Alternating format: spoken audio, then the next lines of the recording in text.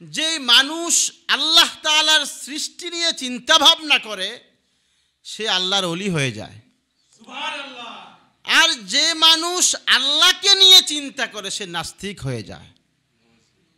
এই জন্য স্রষ্টাকে নয় সৃষ্টিকে নিয়ে চিন্তা ভাবনা করবেন। আল্লাহ তাআলার কত নাজ নিয়ামত, আল্লাহ তাআলার কত চমৎকার সৃষ্টি, সৃষ্টি নিয়ে চিন্তা ভাবনা করবেন, সৃষ্টি নিয়ে চিন্তা ভাবনা করবেন। নাস্তিকরা স্রষ্টাকে নিয়ে চিন্তা ভাবনা করে, এই জন্য নাস্তিকরা নাস্তিক হয়ে যায়। যে সমস্ত মানুষ স্রষ্টাকে নিয়ে চিন্তা ভাবনা করবে সে নাস্তিক হয়ে যাবে, স্বাভাবিক।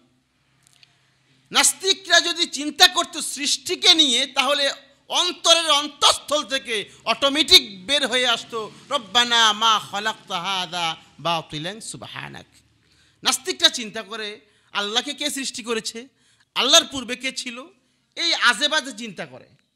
যদি আপনাদের মাঝে কখনো অনাকাঙ্ক্ষিতভাবে আপনাদের অন্তরে এই চিন্তা ভাবনা আসে যে আল্লাহকে কে সৃষ্টি করেছে বা আল্লাহর পূর্বে কে ছিল, এই ধরনের বাজে চিন্তা যদি আপনাদের আসে তাহলে একটা সবক আপনাদেরকে শিক্ষা দিই, সাথে সাথে তাৎক্ষণিকভাবে বলবেন আমানতু বিল্লাহি ওয়া রাসূলি।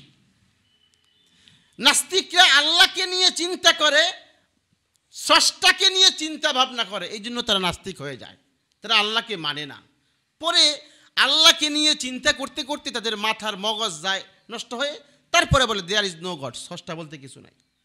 নাউযুবিল্লাহ।